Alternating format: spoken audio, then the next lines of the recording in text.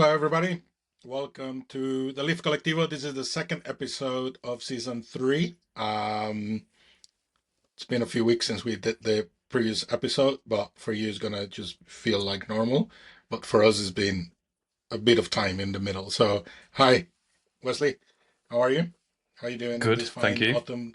autumn day? Feels Splendid like for fall us is coming. as yeah, as always.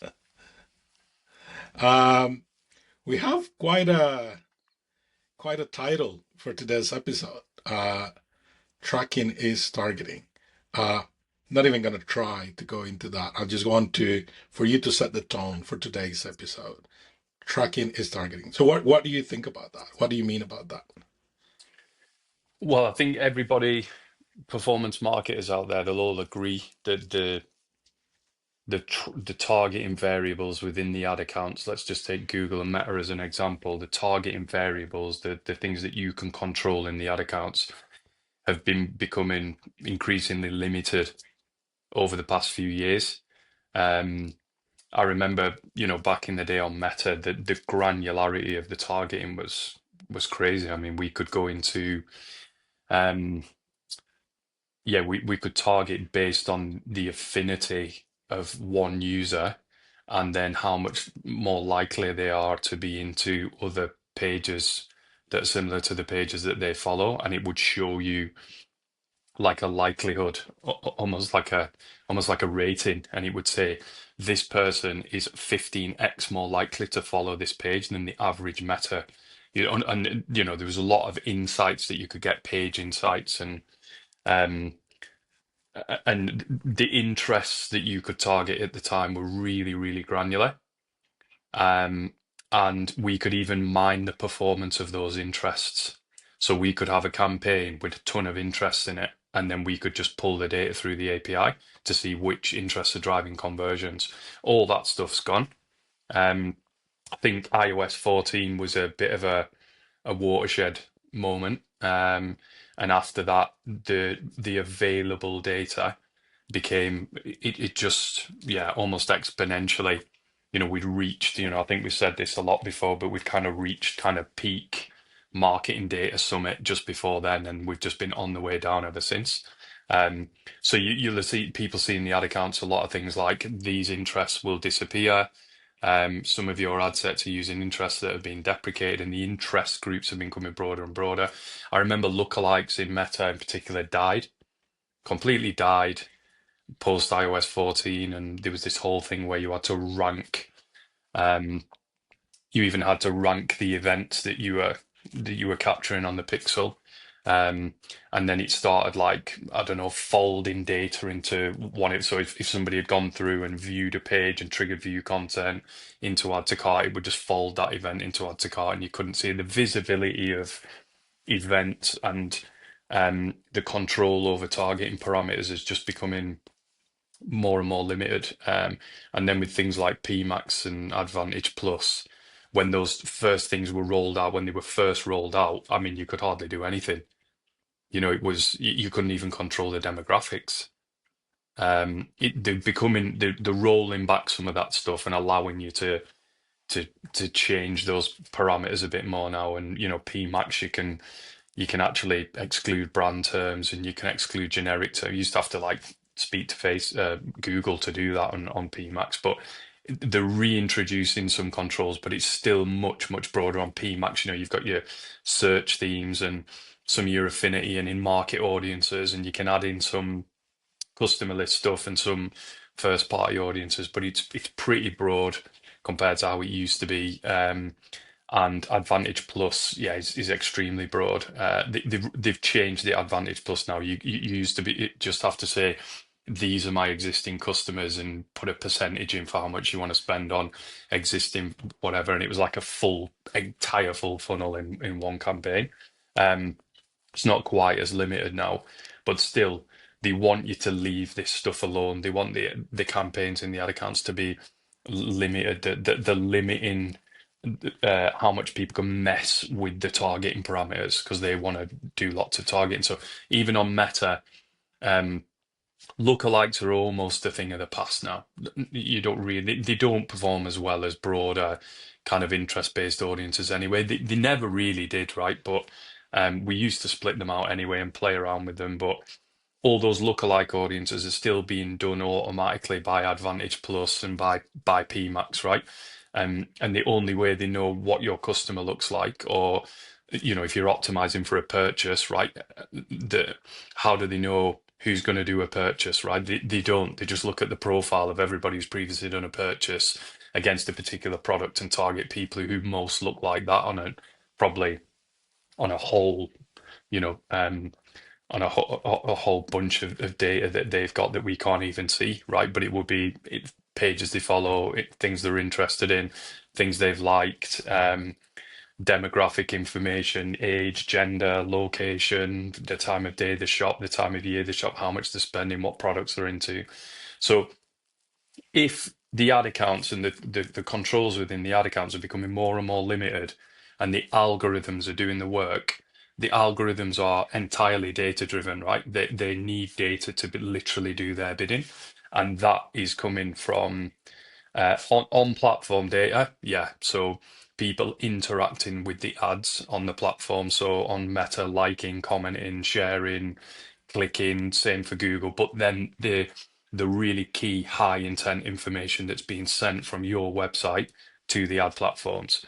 And that is tracking is doing that. The pixel stuff, the browser and server side is tracking those, and we've talked about this in previous, what is conversion tracking? Ultimately, it's a system for measuring and monitoring customer interactions on your website and then sending that data back to the ad platforms and your analytics platforms and email platforms. So you can optimize for a particular event and you can, optimize your campaigns based on the event data that you're getting. But on that event data, so an add to cart or a checkout, a purchase, page view content, whatever, view item, there is product information and then there is customer information, and it uses all that information to drive not only retargeting, but to drive prospecting, to drive targeting at the top of funnel. It has all the data. So these types of people are buying these types of products. We will serve people who look like that these types of products. And not only that, they know the placements, right? And on the platforms, the particular placements, and then the format of the ad that they most engage with. So, if somebody really loves a carousel and they normally or a collection ad, and that's what normally gets them to stop and scroll and click and buy, they'll just continue serving that ad format in that placement. That's kind of on platform data, but the event that they then do on the website. So they go through and trigger these events like an add to cart and a checkout and a purchase. It's fed back, and that's what's driving this kind of DDA, data-driven attribution on Google. But that's a way of driving the targeting. It uses all the data from all of your campaigns to drive prospecting, not just retargeting. It's the same on all kind of paid media channels. So yeah, it's really, I've said this before and I'll carry on saying it. Tracking is the first and most important part of the performance marketing chain. It is how you drive profitability on paid media spend in a very, very fundamental way. It's funny because I mean, hearing you speak and the importance, obviously, this is something that we talk on, and even going to the lens of building our own technology and service around it. But I mean, tracking really is, without it, you're pretty much flying solo, flying blind completely. I mean, you're relinquishing. I mean, whilst we're already relinquishing a lot of control back to the ad platforms, like you said, for all the reasons that you spoke to, right? I mean, it's starting with iOS 14. You could argue that right now, if you're not in control of your conversion tracking, and if you're not actively monitoring it, I mean, might as well you stop doing everything else that you're doing, because what you're getting is the spite of, of the targeting, because there is no targeting, right? I mean, there will be some, data that will be correlated, especially, if at least you're sending purchase data on the back, but everything else in between, and something that we've been seeing a lot is those middle of funnel events, like it's something that, it It's a really has been a huge, surprise for us. yeah, I think it's a huge gap. I mean, I totally glossed over the history of, data and privacy and the ATT framework, all that stuff from Apple. Not just iOS 14 and the changes that came then. There's been a whole other slew of changes, compliance, privacy, now the limitations on health and wellness brands, um, and now lower health foods. I think it is brands, right? So if you're selling chocolates and biscuits and crisps and all that stuff, it's very, very limited what you can do with data, what you can do with targeting. I think for some of these brands, you can't even touch the age groups and things like so. All that will be being. It's just another nail in the coffin for like targeting control. And I'm not going to go into all the historical changes. We are where we are. Um, but yeah, what most people are doing, most e-com brands are going to be running campaigns for purchase, right? They're going to have some campaigns in an ad account, and it's going to optimize for purchase. Some brands who are spending, um, you know, moderate amounts of monthly budget, and they've got higher average order value goods, or even if they're spending a lot. I mean, we've worked with brands who are spending hundreds of thousands of pounds a month, and they're selling £1,500, £2,000 items. That you've got to run campaigns that optimize for add to cart in that instance, because you're not getting enough purchase data being driven through each ad set and campaign for it to optimize and learn quick enough. And just the maths don't work out at scale. You're not getting enough sessions and enough data and enough people through the website.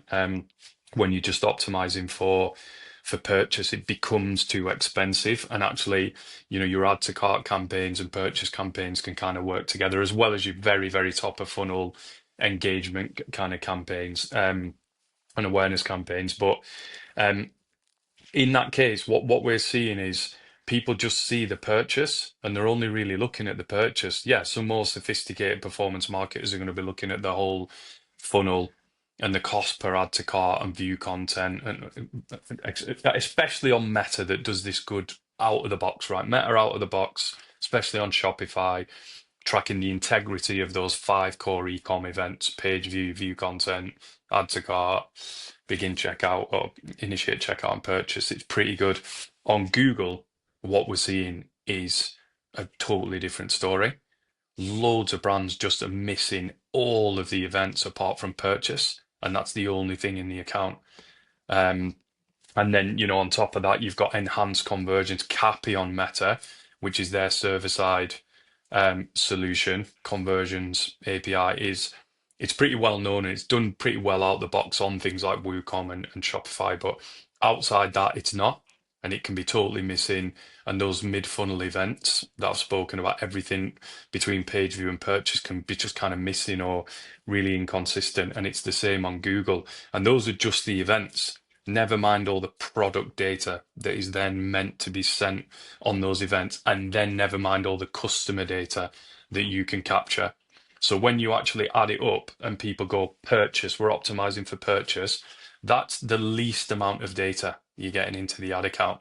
All the other events, you might be getting tens of thousands of page views, tens of thousands of view contents or product page views, thousands of add to carts, um, you know, maybe thousands of initiate, and then hundreds or tens of purchases. And so you see the difference if you add up all that data, and all that data is driving targeting and bidding in real time. It is. If you just leave that data and you're not kind of taking care of it, then add up all those events, just the events, tens of thousands, maybe hundreds of thousands of events. Then add up all the product data that's on each of those tens of thousands of events. You're talking hundreds of thousands of data points. Then all the customer data times hundreds of thousands by another whatever to the power whatever, and you're talking maybe millions of data points in a month, maybe billions in a year if you're spending hundreds of thousands or millions of, and that stuff is just absent from so many brands. So the only thing they're optimizing really is on purchase data. So unless you've got an average order value of about 50 quid, 100 quid, and you're spending hundreds of thousands of pounds a month, you aren't getting anywhere in near enough purchase data to be able to drive profitable, media spend. And then you might be able to do that, but at lower levels, but then try and scale it. And then you're like, oh, we've hit this ceiling. Yeah, you've hit the ceiling because you're not sending enough data into the accounts. Never mind the No, I don't structures. I'm not think. going to go into the structures of the accounts, but Yeah, I was gonna actually ask. Like I don't think people, like will be conscious of this. Like there gotta be somewhere where things is not clicking, or maybe there are some misconceptions. I don't know. Like well, people will not be spending the amount of money first and that they're spending. foremost, Like it's just a bad head tracking. It's a black box. It's a riddle of a mystery trapped inside an enigma with very little documentation about the rules of the game or anything. Even the official documentation is terrible. It's limited, right? So it's taken us 10 years to become, yeah, I would say market leading experts in this game. But that's because we had our own product, we had our own app years ago, and we built the tracking within that app native to our app, and we fed all that tracking data from the app, engagement data, very granular, back into the ad platforms, and we could just dial up more installs of our app, or actually more engagement, or go and find us more people who are going to create a playlist and share it with at least two friends or whatever, that type of engagement. So we started at a very, very granular base when tracking, and then came out of that into e-commerce, where there's really five core events, but then five core events affected by privacy and the whole tracking limitations that came with iOS, etc., etc. So we've learned the hard way with a lot of data in a very granular way, and then have learned to figure out how we then build and productize a solution that we can use first and foremost for our clients. So we've got total control of all the data, and if anything breaks, we get notified straight away and go in and fix it. And that is tracking's the number one killer. It's a silent killer of performance. And if you've been running campaigns for the same campaigns for 6 months or even a couple of years, and your tracking breaks in a fundamental way, that can absolutely destroy revenue coming from paid media campaigns for a significant period of time. And it might seem like you're never going to get back where you were at. But I think, going back to your point about why people don't realize it's such a complicated, it's got such a high barrier, and it's suspended in very technical language that people, they just, I mean, we've sat on calls with clients spending tons of money on paid media, and we've got to a point with the tracking and fixing the tracking, and you can tell that they're nearly crying. They're just like, this is such a horrible subject. I hate this. I don't understand it. You need a PhD in a very sophisticated end of software engineering to be able to. Luckily, I've got a Helga that can like decipher all this stuff for me and then interpret it in a way that I can understand it, then that I can relay to the market. But it's just, yeah, I think it's such a hard area to understand and get into, and people just can't, they almost just can't face it. It's almost overwhelming. So we need to simplify it to allow people into it. yeah, I mean something that especially recently with the advent of Vantage Plus and PMax, let alone the whole brand versus generic on Google. Um, there is this feeling or thought that the funnel is gone. There is this feeling that all you need is one campaign and then that will take care of everything. I think this is one of the things that we've been finding a lot, especially with some of the limitations that you were mentioning, but there is always a funnel to be built. But then you need the data to be rebuilding some of those funnels, or at least guide the algorithms, towards what you want. Otherwise, like again, it's part of relinquishing control. Yeah, there's a misconception, I think, and I've heard some other agencies going, yeah, yeah, what we want is just this one campaign, and like we just put all our creative, and it's just to focus on create, and then it'll just do its work. And my question there is, how do you control where you are spending your budget? How do you control where your budget is spent within a channel? Forget across channel, within a channel. So new to brand, so never visited your website before, right? And to your knowledge, have never interacted with your brand, but we know never visited your website before, and they're not a customer, because we can build audiences from those two things using tracking data and using customer lists that you upload, right? Um, so if you've just got one funnel and you've just got one campaign, right, you can't control how much budget is being spent on completely new to brand audiences versus new to brand that have visited your website, and which is a page view event. Um, even on a specific URL, right? If you've got disparate products for disparate audiences, you're going to want to probably split that out, selling them. We had a brand, speak to a brand yesterday, they sell like appliances like washing machines and then high-end speakers, and you had them all on the same website. And it's you can imagine the challenge of that. You wouldn't just retarget anybody who lives on the website with a carousel of products that could be like a washing machine or a Bang& Olufsen speaker. You wouldn't, would you? You'd split that whole thing out. So if you're not capturing that stuff properly on the pixel and tracking, you can't do that. But you can't also exclude audiences. Exclusion targeting is so important in paid media. It's more important than the inclusion stuff, because the inclusion stuff's being driven by the algorithms in your tracking data anyway. And you can give it some anchor points, but even if you put an interest into Facebook, you know that that one interest is an anchor point, and it's going to target hundreds of other related interests. You can see it. Click browse, put an interest in, and click browse in fact, and it will give you all the other related interests, hundreds of them potentially for that interest. So you don't have much control, but you do have control over the people who you don't want to see your ads and control your spend. And a lot of that is driven by pixel data or first party customer data and having those tight exclusions. And again, it's about algorithms are being driven by tracking data for targeting and retargeting, but those events are also used for exclusion targeting. So you could say anybody that's viewed this particular product or added it to cart, retarget them with exactly the thing, the model and the make and the size that they have viewed, interacted with, or added to cart on the website, or don't exclude all these web visitors at this point of the funnel, exclude add to carts from this, exclude customers, exclude everyone's purchased in the past 180 days from this campaign. Again, it's all driven by tracking data and then your first party kind of customer lists, which are all part of the same kind of ecosystem, right? So, yeah, it's just so What does fundamental what to. does what does what does attribution windows play in this? Like with tracking, how do you mix the two? Well, I suppose,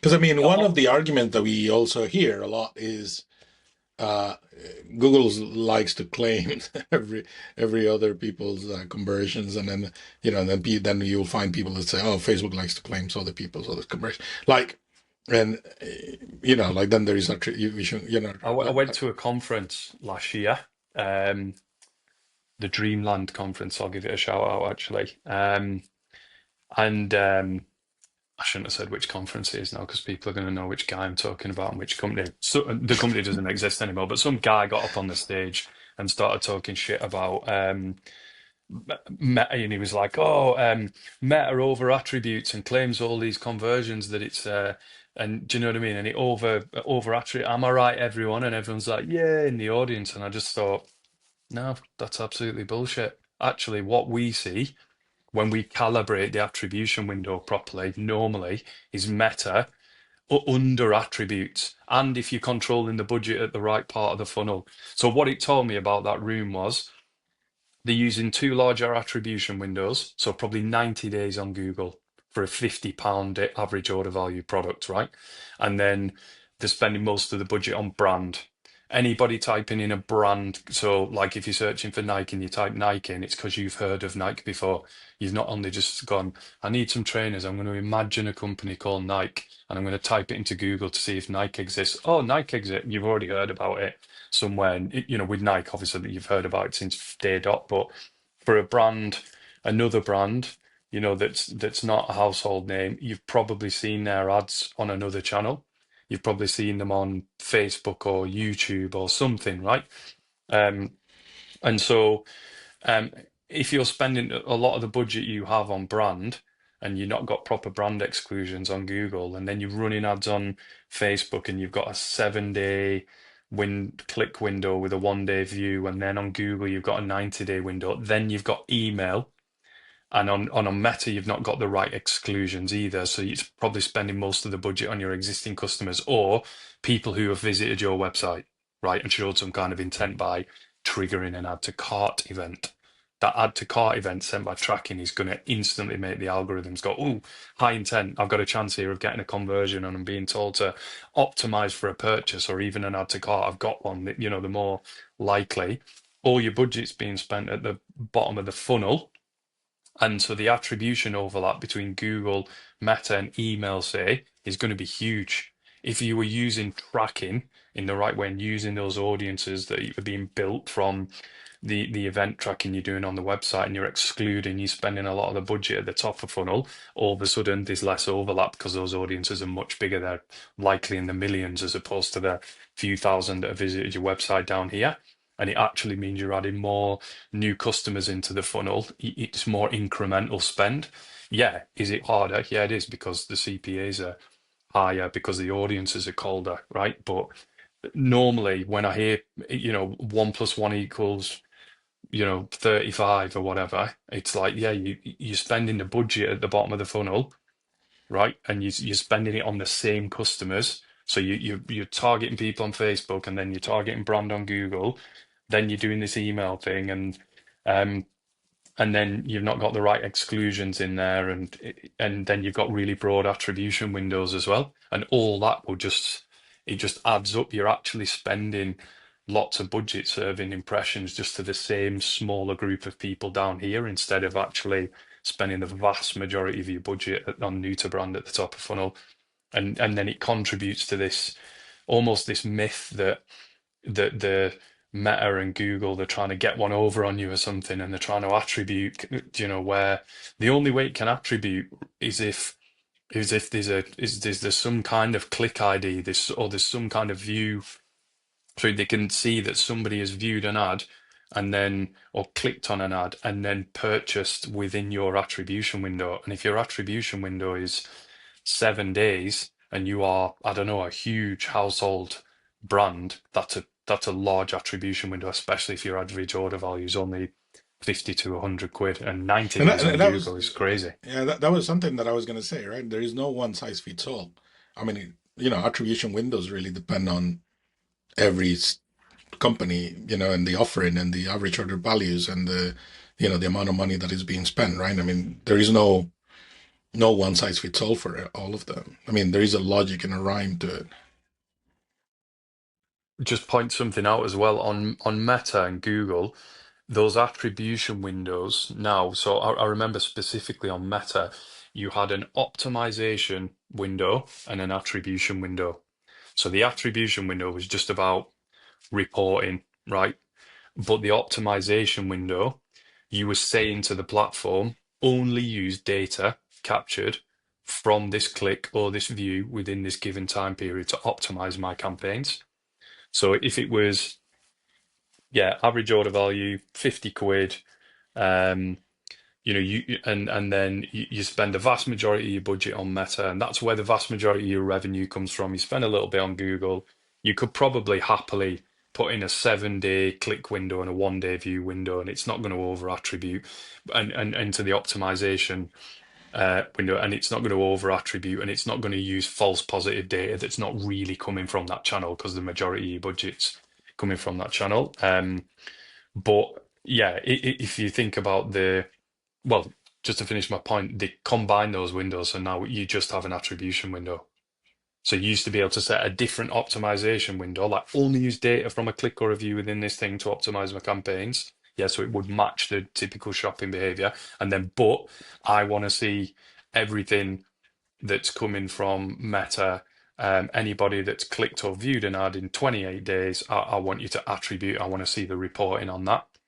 And you could change the windows. They combine those two all of a sudden, one day to the next, they just combined that into one. So your attribution window is also the window that's driving probably the optimization. It's the same on Google as well. It's DDA now, it's data-driven attribution, and you can't.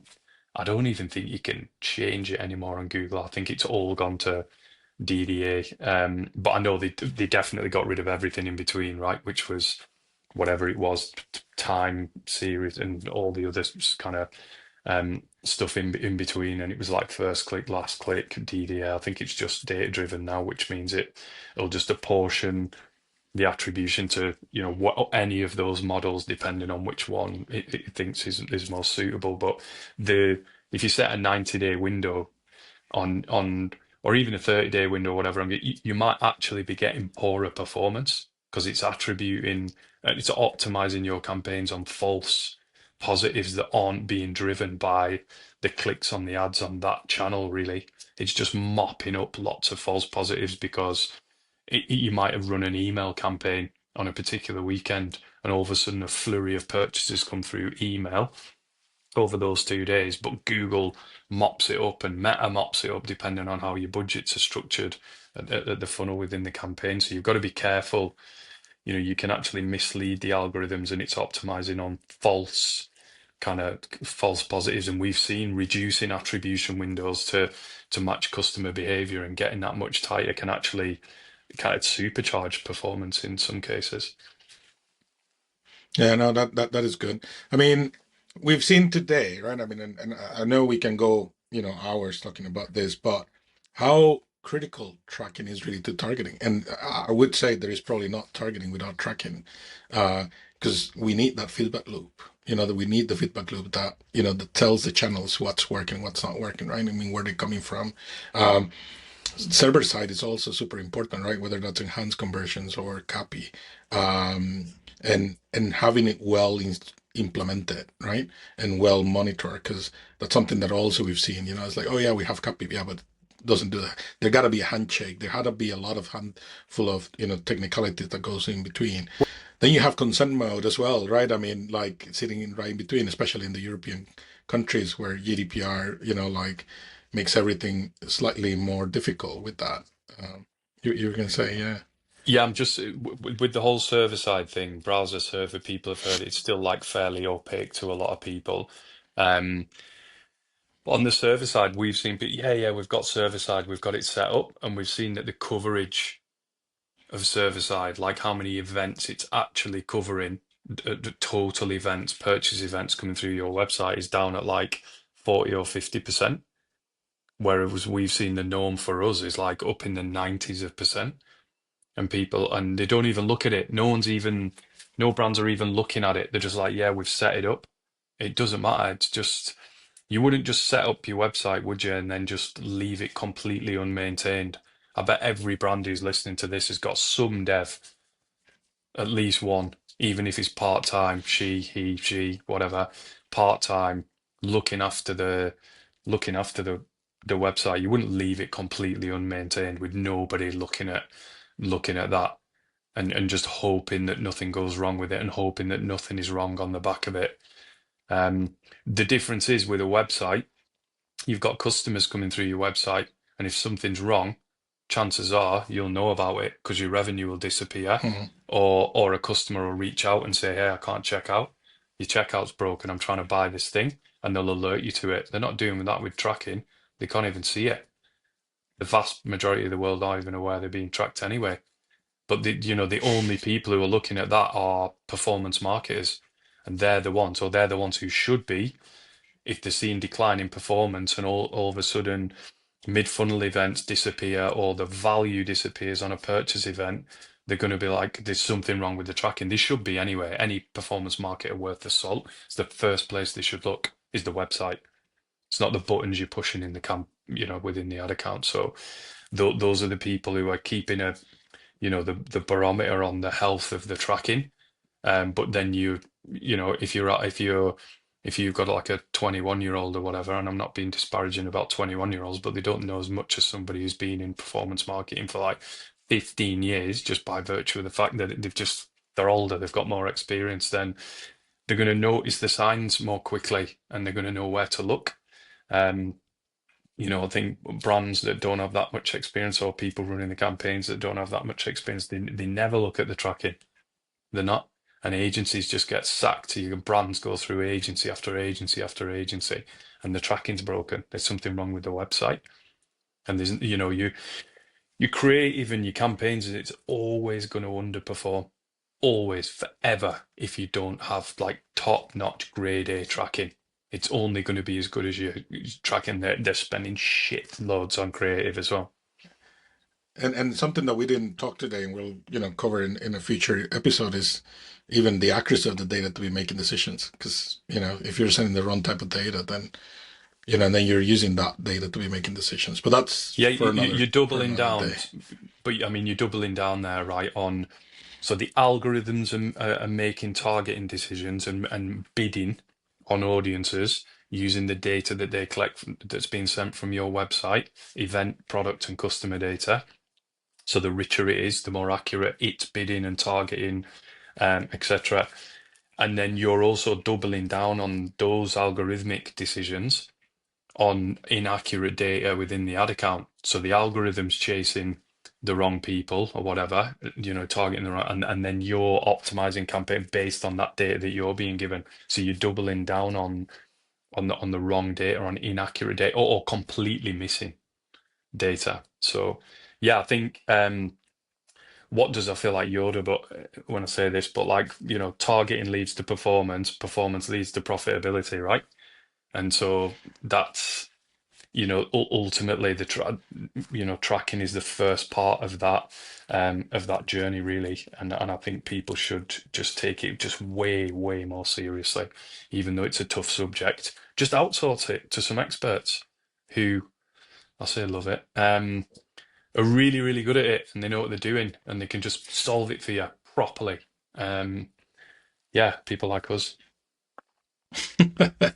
Well, that's the plug, and with that we end. But seriously, it doesn't have to be us. It could be us, but probably the most important thing about this is like get on it. Like just as you do with your creative, just as you do with your website, just as you do with everything else. You gotta have a pulse in it. Wes, thank you for today. As always, Yes. great to be speaking. This is the second episode, team.